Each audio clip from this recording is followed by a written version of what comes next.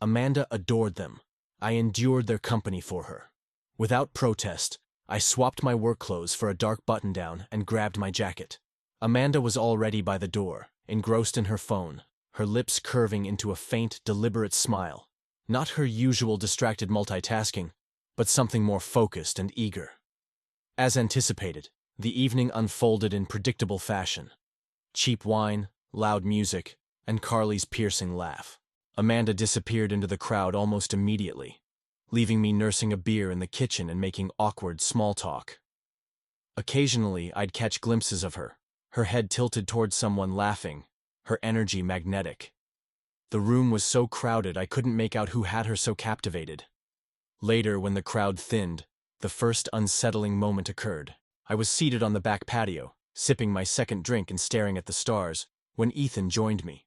His face was flushed, his shirt slightly wrinkled, and he seemed tipsier than someone with an early morning ahead should be. "Great party, huh?" he said, dropping into the chair beside me. "Sure," I replied, taking another sip.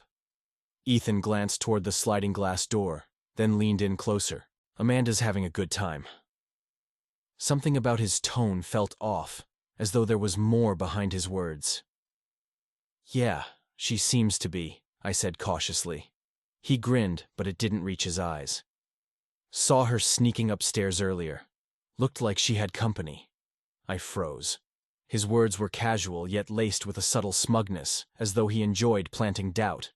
Before I could question him, Carly appeared, calling him back inside. He gave me one last cryptic look before leaving.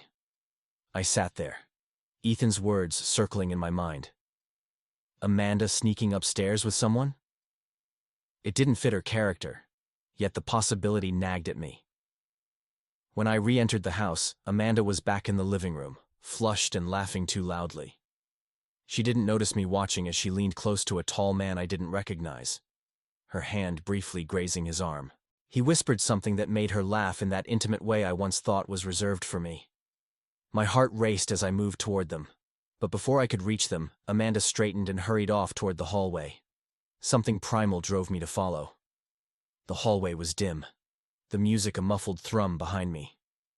At first I couldn't see her, but then I noticed a shadow moving up the stairs. My chest tightened as I climbed after her, gripping the banister like it was my anchor. The upstairs was eerily quiet. I passed a few closed doors, faint voices filtering from one, before stopping near the guest bathroom. A muffled sound froze me, a low, unmistakable moan paired with soft, rhythmic creaking. My stomach churned. Clenching my fists, I edged closer, every step tightening the knot in my chest. Then, abruptly, the sound ceased. The door opened, and Amanda stepped out. Her face was flushed, her hair slightly disheveled, and her lipstick smudged. For a moment, she looked startled, but her expression quickly shifted to something unreadable. "You know I love you, right?" she said, her voice syrupy sweet. I couldn't respond, couldn't move. She brushed past me, her perfume lingering in the air as she disappeared down the stairs, leaving me rooted in place, drowning in confusion. Her words echoed in my mind. What did she mean? Why say that now? As I debated whether to open the bathroom door, footsteps approached from behind. I turned, hoping it was Amanda, but it wasn't. It was the man she'd been talking to earlier. He was tall, his shirt untucked, his eyes darting to the bathroom before meeting mine. We locked eyes for a long moment. He didn't speak. He didn't need to. His faint smirk said enough. Brushing past me, he descended the stairs without a word. Anger flared hot and sudden, but I couldn't act. Frozen, I stood there as the distant party sounds buzzed below. Eventually, I made my way back downstairs. Amanda sat perched on a couch arm, laughing and chatting as if nothing had happened. "Hey, babe," she greeted me with a bright smile that felt like a shield, too wide and too easy. The effort to suppress my anger was nearly unbearable, but I managed to mask it with a forced smile. "Ready to go?" I asked. Amanda's expression faltered briefly before she quickly recovered.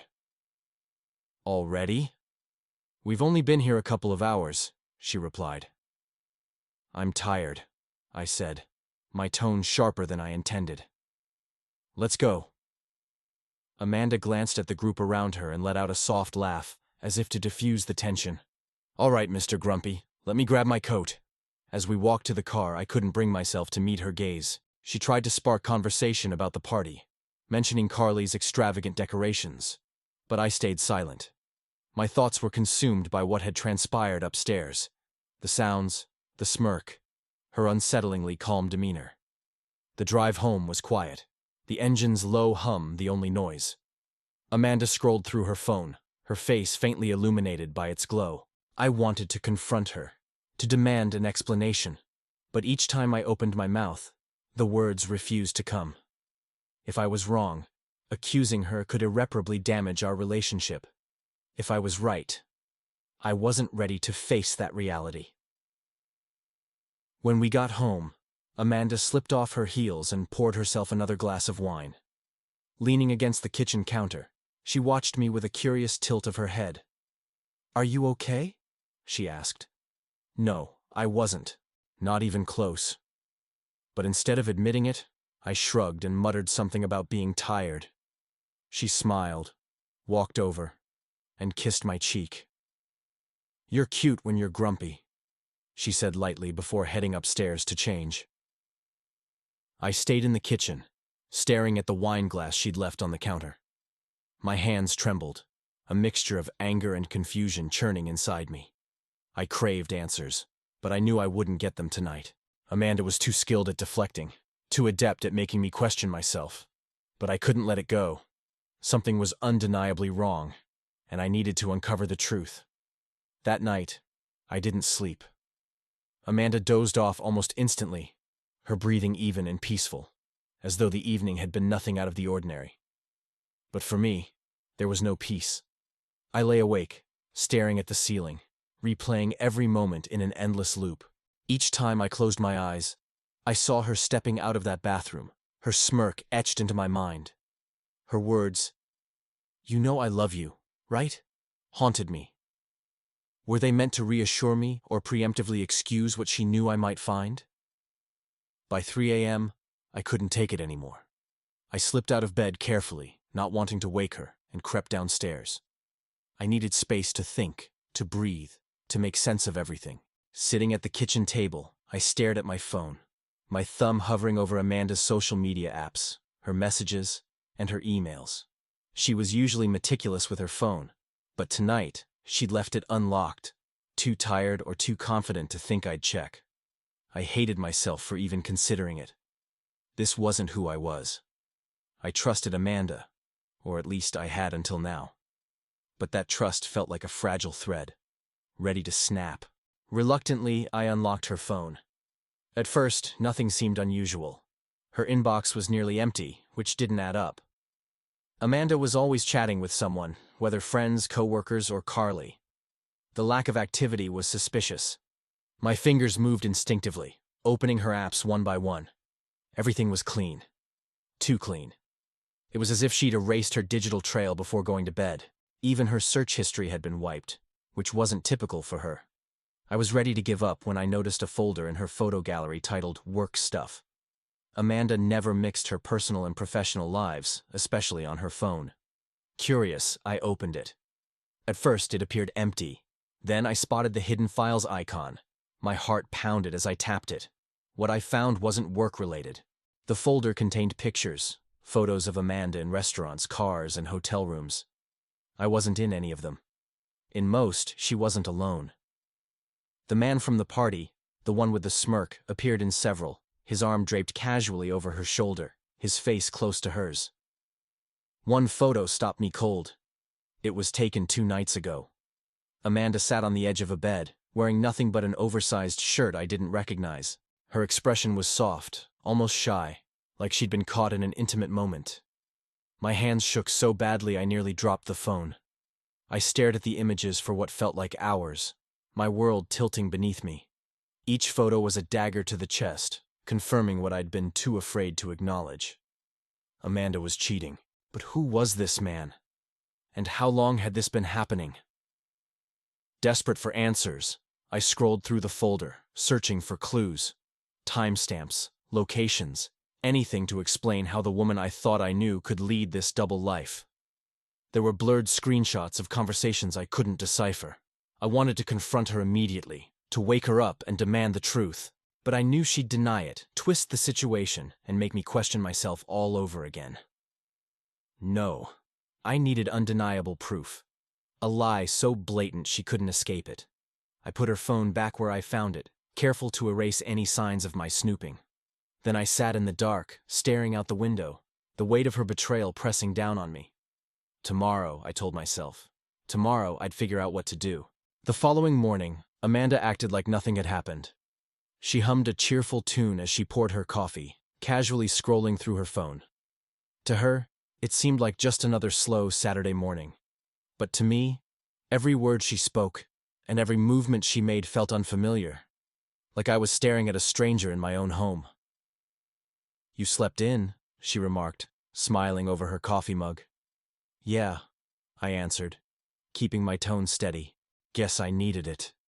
She didn't notice, or chose to ignore, how tightly I gripped the counter's edge or how I avoided looking her in the eyes.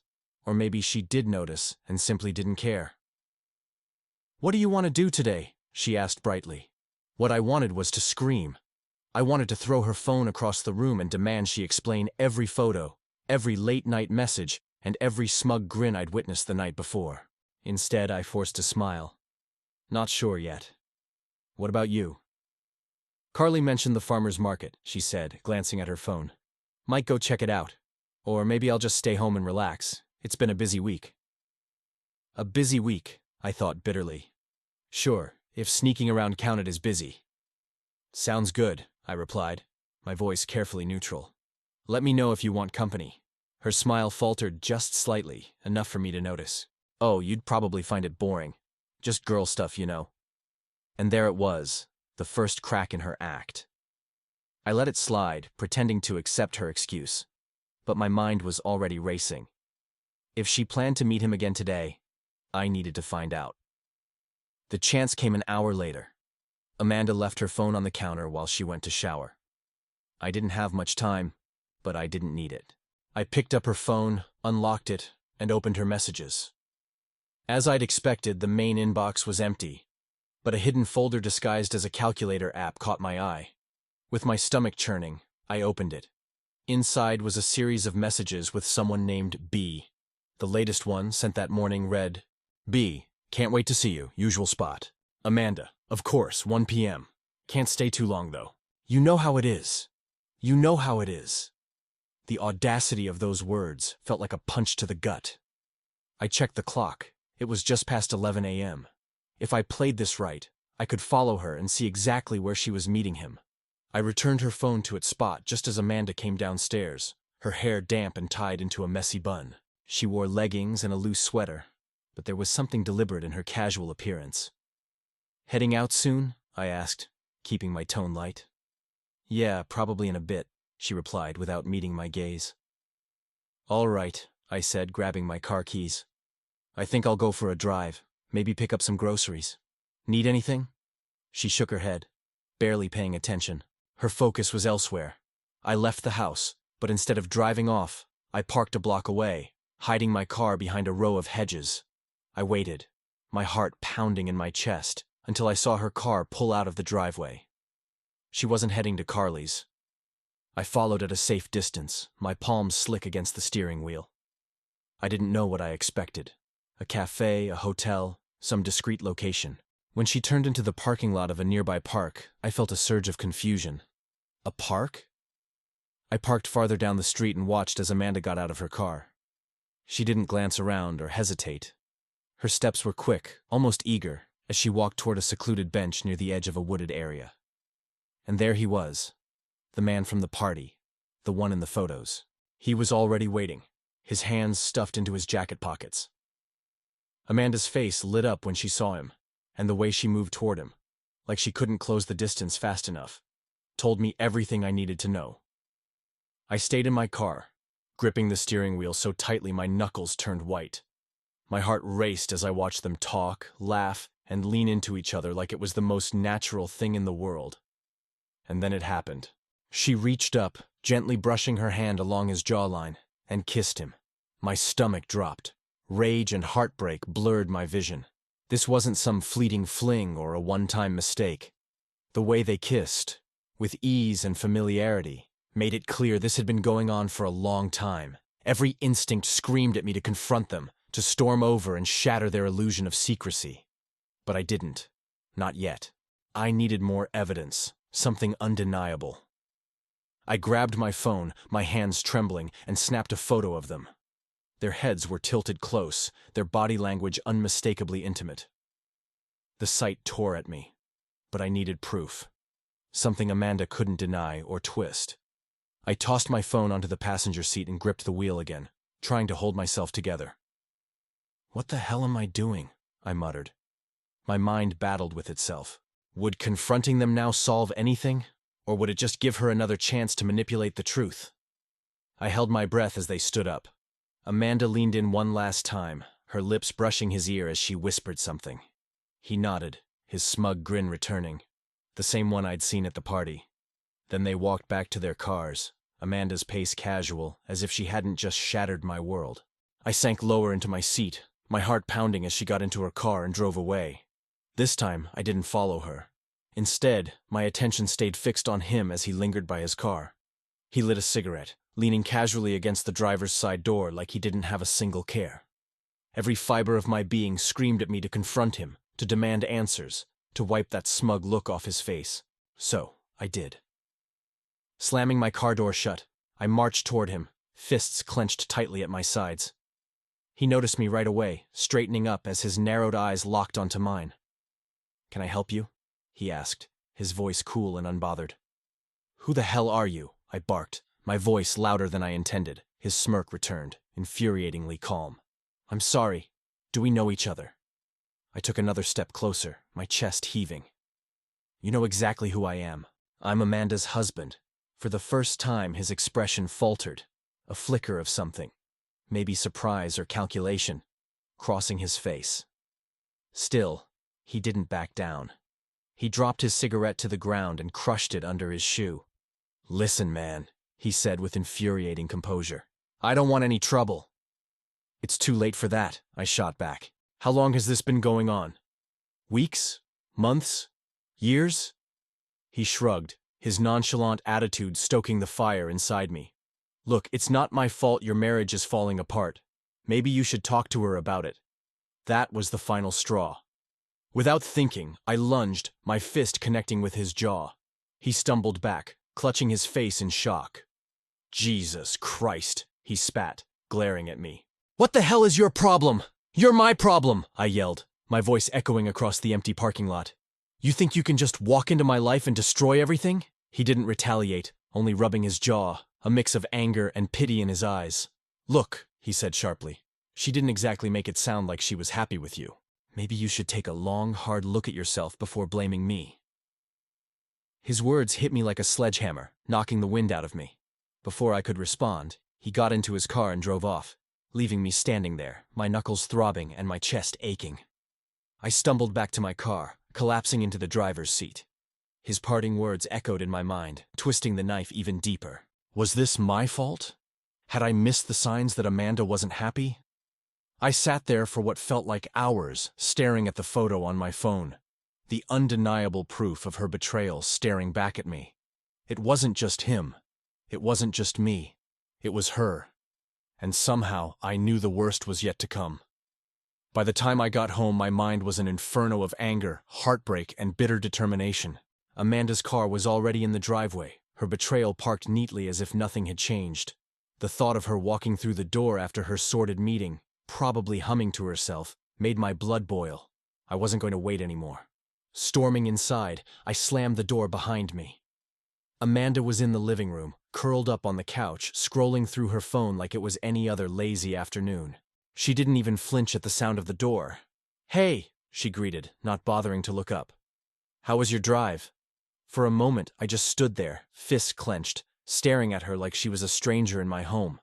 How could she act so unaffected, so goddamn normal, after what I'd seen? "Cut the crap, Amanda," I said, my voice low and trembling with rage. Her head snapped up, her brow furrowed. "What's your problem?" "You!" I shouted. "You're my problem! And that guy at the park! I caught the flicker in her expression, a split second of surprise before she smoothed it over with practiced indifference. "I don't know what you're talking about," she said, setting her phone down. "Don't lie to me," I yelled, my voice reverberating off the walls. "I followed you, Amanda. I saw you with him. I have the photos." Her face froze for the briefest moment, but then she laughed, a mocking, derisive laugh. "You followed me?" she said, her tone dripping with scorn. "What the hell is wrong with you, Jake? Are you some kind of stalker now?" "You don't get to twist this around on me," I shot back, my hands shaking. "You were with him at the park, kissing him like you don't have a husband waiting at home. Don't you dare try to play innocent." Amanda rolled her eyes and stood, crossing her arms. "So what if I was?" she said, her voice sharp, slicing through me like a knife. "Is that what you want to hear? Fine. I've been seeing someone. Are you happy now?" Her words hit me like a freight train. Even though I'd seen it with my own eyes, hearing her admit it, without apology or regret, left me reeling. "How long?" I croaked. She shrugged, her disinterest stinging. "A few months." "A few months?" I repeated, the room spinning around me. "You've been lying to me for months, sneaking around with some nobody, and you think this is okay?" "Don't act so high and mighty," she snapped, her voice laced with venom. "You think I haven't noticed how distant you've been? How checked out you are half the time? Maybe if you'd paid a little more attention to me, this wouldn't have happened." Her words were like gasoline on the fire already raging inside me. "Don't you dare put this on me," I shouted, my voice shaking with fury. "I've been here, Amanda. I've been trying even when things got hard, but you didn't even give me a chance. You just threw it all away," she scoffed, crossing her arms tighter. "Oh, please, don't act like you're some perfect husband. You're boring, Jake. You never want to do anything. You're always working or sulking around. What do you expect? For me to just sit here wasting my life waiting for you to care about me?" Her words cut deeper than any knife. This wasn't an apology. It wasn't even a defense. It was an attack. "So that's it?" I asked, my voice breaking. "You cheat on me, and now I'm the bad guy? Do you even feel bad about this, or is this just who you are now?" For the first time, something flickered in her eyes. Hesitation. Maybe guilt. But it vanished as quickly as it appeared, replaced by the same cold indifference. "Look," she said, her tone almost patronizing. "I never intended for this to happen, but it did. And maybe, just maybe, it's for the best. Perhaps this is a wake-up call for both of us." "A wake-up call?" I repeated, disbelief flooding my voice. "You destroy everything we've built together, and now you're acting like you've done me a favor?" She sighed, brushing a strand of hair from her face. "You're overreacting. People grow apart. It happens. Maybe it's time we admit that." Her words weighed heavily on my chest, crushing me with their detachment and complete lack of remorse.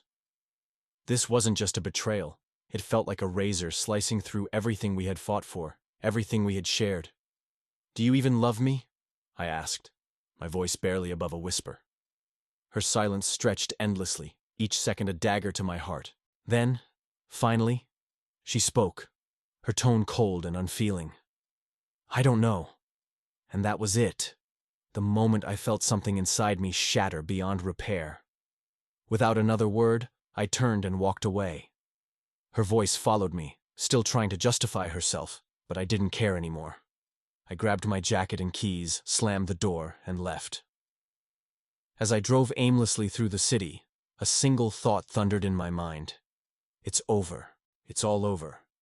The icy December wind whipped against my face as I sat in my parked car at the edge of some nameless, deserted lot. I hadn't even stepped outside. The engine was off, but I felt paralyzed, unable to move. The silence around me was suffocating, yet it was better than the chaos waiting for me at home. Her words echoed in my head on an endless loop. "I don't know." Those 3 words hollowed me out more than anything else she had said or done. The Amanda I thought I knew, the woman who vowed to love me forever, was gone, replaced by someone cold, cruel, and indifferent.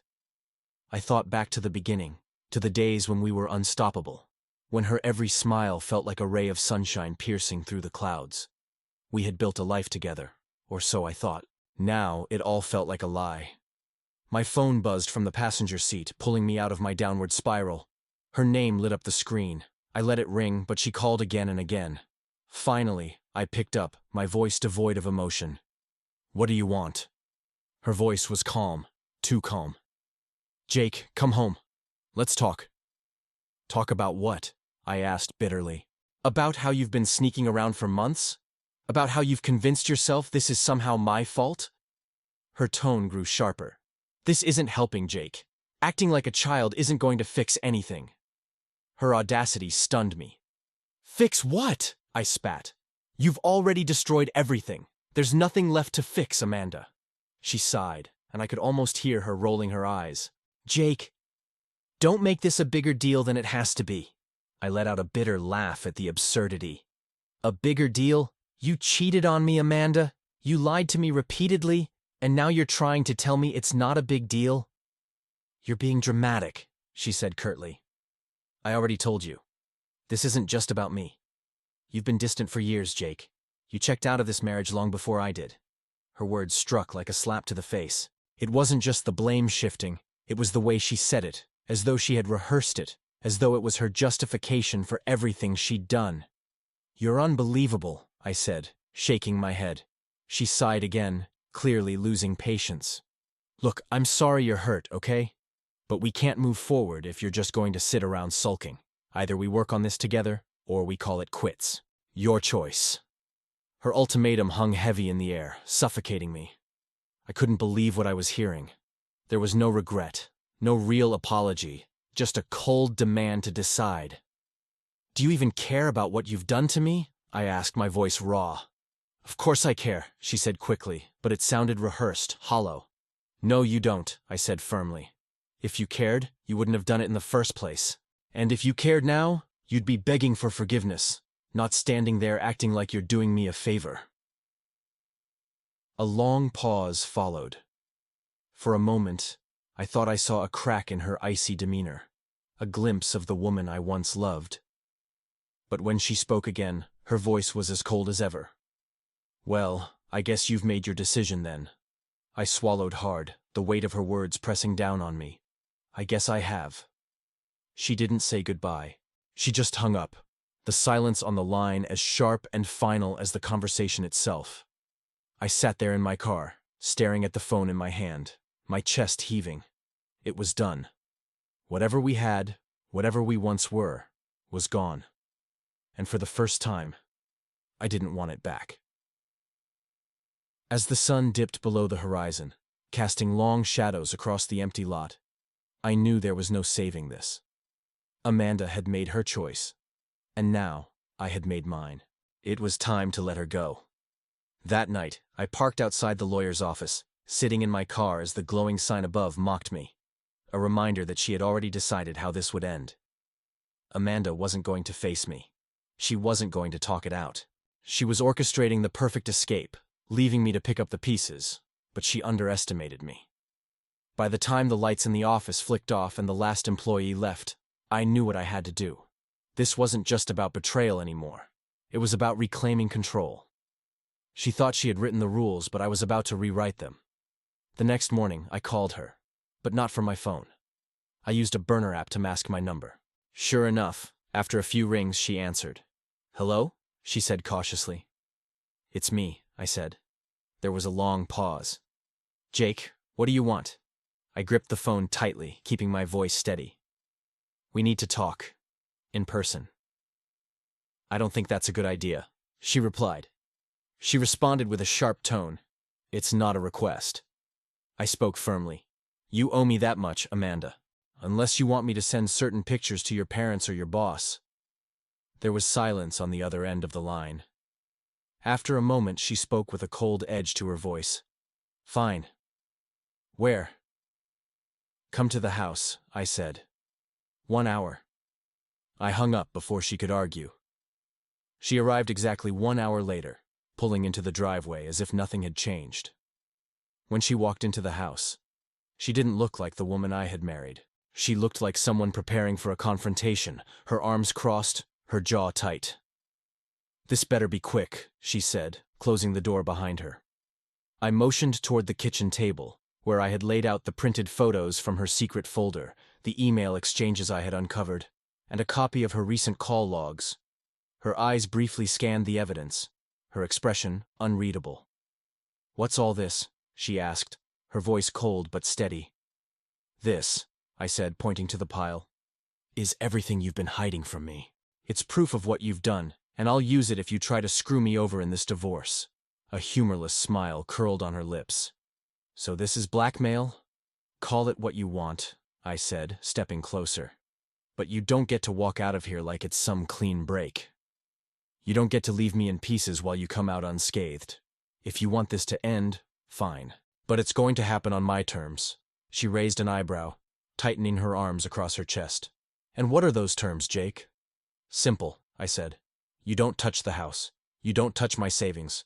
Don't even think about trying to spin this on me. You pack up what's left of your things and disappear. You get your new life, Amanda. But you don't take a single thing of mine with you." She stared at me, her jaw tightening. For the first time, I saw a crack in her confidence. "You think you can bully me into this? I've already talked to a lawyer.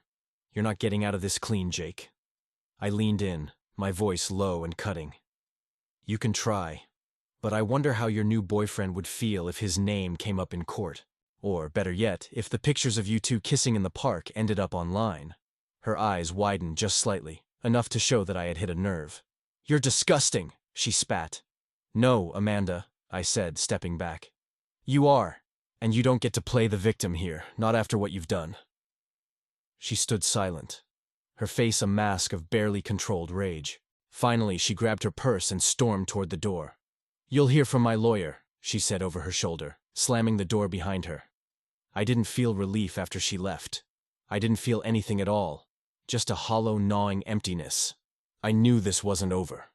Amanda wasn't the type to back down, and I wasn't sure I'd done enough to stop her, but for the first time, I felt like I had something to hold on to, something she couldn't take from me. I wasn't going to let her win. The silence in the house after Amanda left was deafening.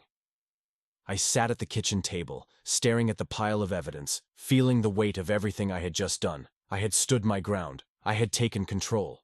But the victory didn't taste as I thought it would. It was bitter.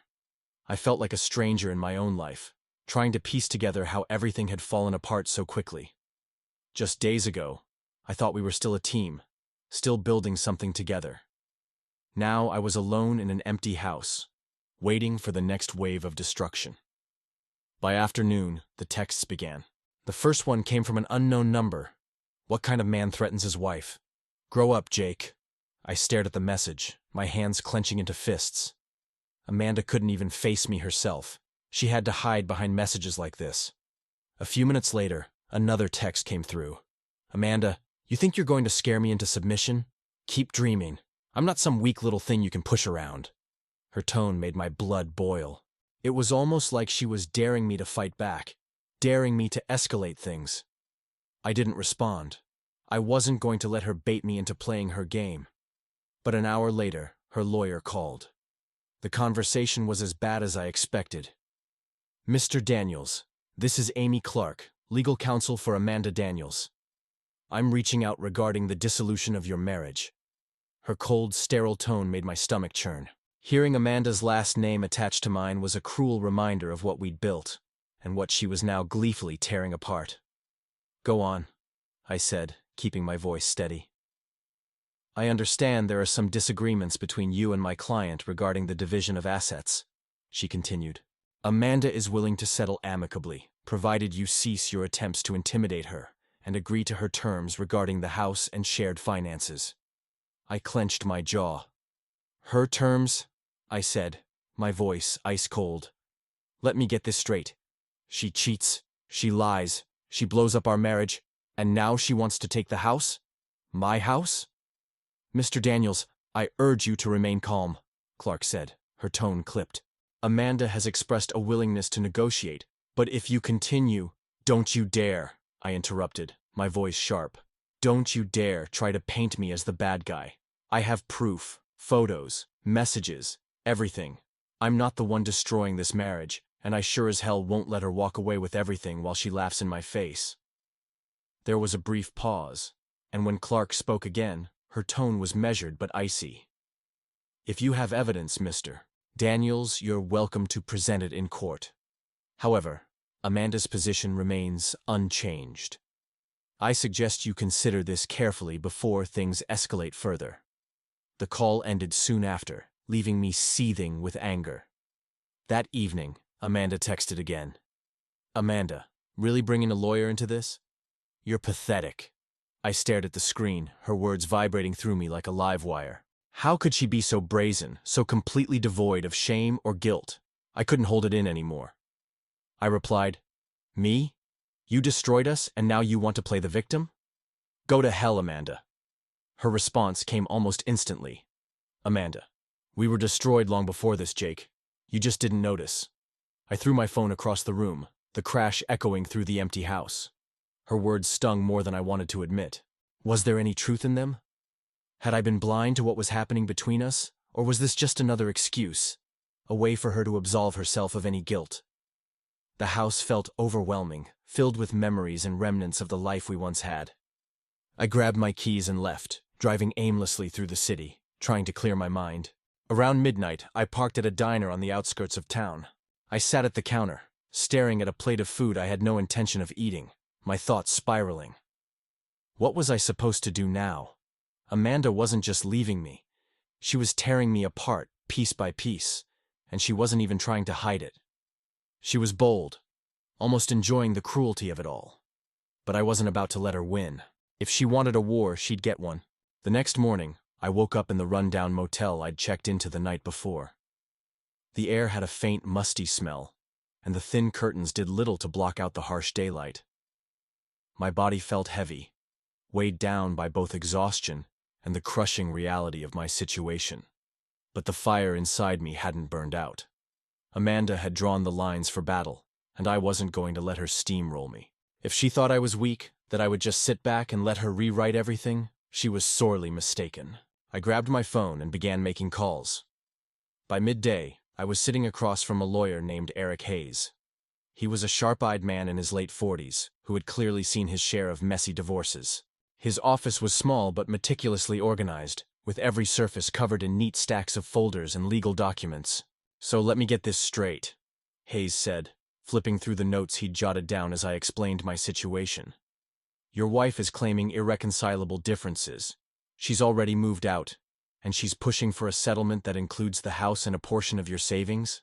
Exactly, I replied, my jaw clenched. She's trying to drain me dry, and she's doing it with the guy she's been cheating on me with. Hayes nodded, tapping his pen against the desk. Do you have proof of the affair? I pulled out my phone and showed him the photos, emails, and screenshots of messages I'd saved. He leaned in, studying them closely, his expression unreadable. This is good, he said after a moment, his voice steady. Very good. If we play this right, we can flip the narrative entirely. But it's going to get ugly. I swallowed, the weight of his words sinking in. Ugly how? She's going to fight back, Hayes said bluntly. Once we bring this into court, her lawyer's going to dig into every part of your life. They'll try to paint you as controlling, inattentive, maybe even abusive if they think it'll help her case. Abusive? I said, my voice rising. I've never laid a hand on her.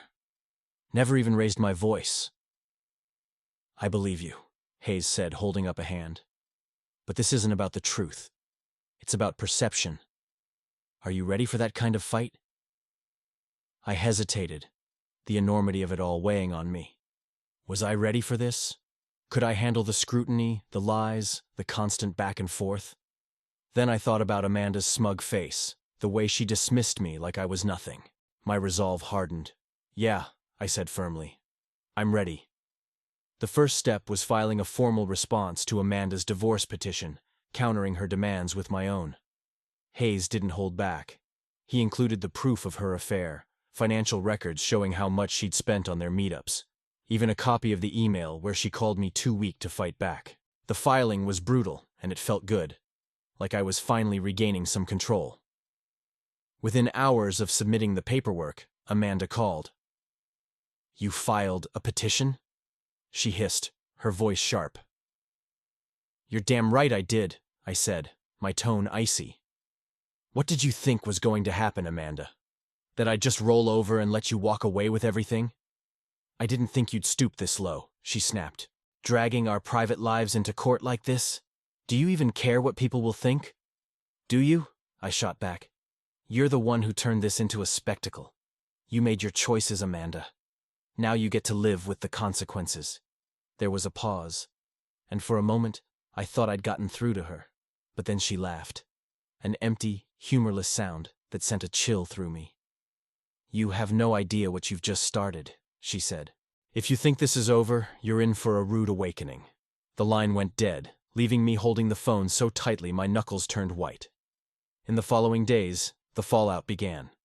Amanda and her lawyer countered with their own demands, accusing me of being emotionally neglectful and financially controlling. The accusations were baseless, but they stung just the same. Her lawyer also sent me a cease and desist letter regarding the photos, warning me not to use them publicly or as leverage. I forwarded it to Hayes, who reassured me that it was just a scare tactic. Meanwhile, Amanda's true colors began to show. Mutual friends started reaching out, telling me about the stories she was spreading, how I had driven her away, how she'd felt trapped for years. She was painting herself as the victim. She's painting herself as the victim, Carly told me during one late-night call. It's honestly disgusting, Jake. We all know what she's been doing. It doesn't matter what the truth is, I muttered. People will believe what they want to believe. I felt as if I were standing in the center of a war zone with no end in sight. But even as everything seemed to close in around me, I refused to retreat. Amanda thought she could rewrite the narrative, casting herself as the victim and me as the villain. But I had something she didn't: evidence, and I wasn't afraid to use it. The day of the initial court hearing came quicker than I anticipated. Despite spending every waking moment preparing, my lawyer, Eric Hayes, reassured me that the first hearing wouldn't settle everything. It was more about establishing the tone. But I understood how crucial it was. This wasn't just a legal battle. It was my chance to dismantle Amanda's carefully crafted image.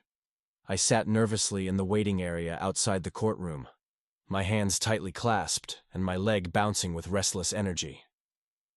Across the room, Amanda sat with her lawyer, dressed sharply in a tailored blazer and heels, her hair pulled back into a sleek ponytail. She looked polished, composed, untouchable.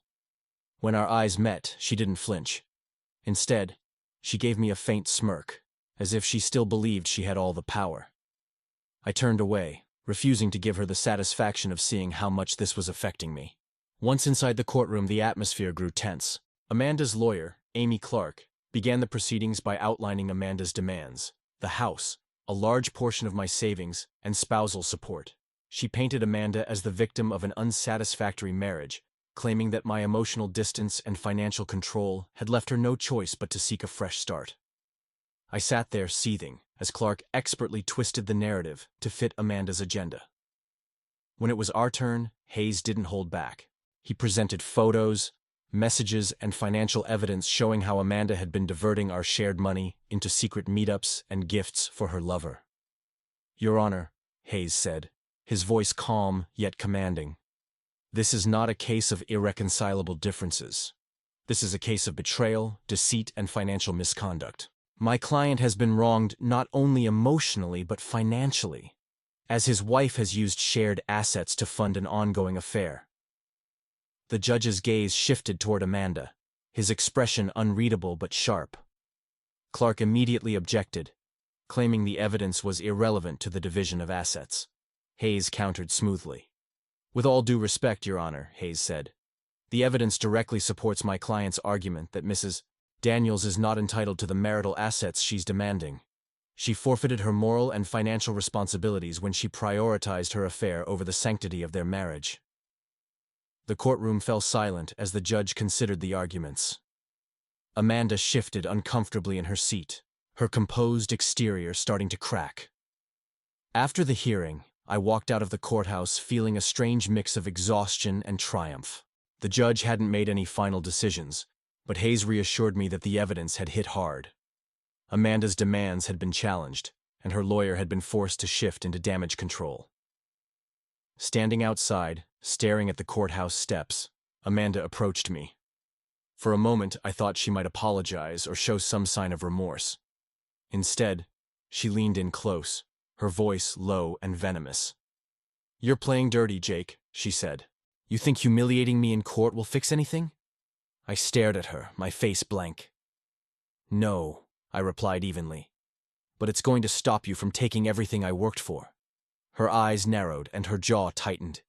You'll regret this, she spat. I shook my head, stepping back. The only thing I regret is wasting 10 years on someone who could stab me in the back without hesitation. She didn't respond. She simply turned and walked away, her heels clicking sharply on the pavement. That night, I sat at the kitchen table, reviewing the pile of legal documents Hayes had given me.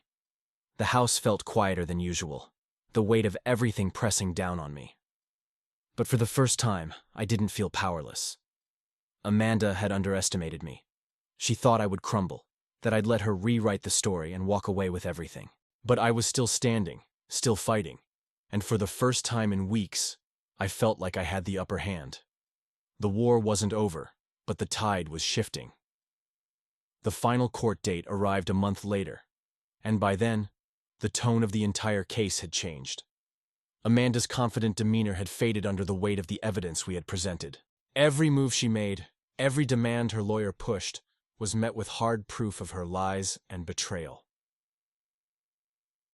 I entered the courtroom that day feeling more in control than I had in months. Amanda was already seated with her lawyer, her polished exterior now showing signs of cracks. She avoided my gaze, fidgeting with a pen while Clark whispered in her ear. Hayes sat beside me, calm and composed. "This is it," Hayes said. "The judge will finalize the division of assets today. You've done everything right so far. Just let the evidence speak for itself." I nodded, steeling myself for whatever was about to unfold. The session began with Amanda's lawyer making one last, desperate plea for her demands. Clark argued that Amanda had been a devoted wife and deserved a fair share of our assets to rebuild her life. She downplayed the affair, calling it a symptom of a marriage that had long been fractured. Hayes countered with precision, laying out every piece of evidence we had gathered. The affair wasn't a symptom. It was a deliberate choice funded by marital assets. He presented bank statements, photos, and even a detailed timeline of Amanda's deception. Then he delivered the final blow. "Your Honor," Hayes said, sliding a document across the table. "This is a sworn affidavit from the man Mrs. Daniels has been involved with. It confirms not only the duration of their affair, but also that Mrs. Daniels openly discussed her plans to divorce my client and seize control of their shared assets." The courtroom went silent. Amanda's head snapped toward her lawyer, her eyes wide with panic. Clark looked equally stunned, scrambling to object, but the damage was already done. "Mrs. Daniels," the judge said, his voice firm. "Do you have anything to say in response to this affidavit?" Amanda hesitated, her mouth opening and closing as if searching for the right words. Finally, she muttered, It's not as simple as it looks." The judge's ruling came swiftly. Amanda would receive none of the marital assets she had demanded. The house and savings remained mine. She was ordered to repay a portion of the money she had used from our joint account to fund her affair. Most importantly, her attempts to vilify me had been exposed for the manipulative lies they were. After the session ended, Amanda stormed out of the courtroom without a word. I watched as she walked away, a strange combination of relief and sorrow settling within me. This wasn't the way I had ever imagined our story would end, but there was no denying the sense of justice in it. Outside, Hayes patted me on the back. "You did it," he said. "It's over." I nodded, the burden of the past few months finally beginning to lift. That evening, I stood alone in the now empty house, surrounded by the remnants of the life we had built together. Amanda's belongings were gone, and so was the pain of clinging to something that had been broken for far too long. For the first time in months, I allowed myself to exhale. This might not have been the conclusion I had wanted, but it was the one I had needed.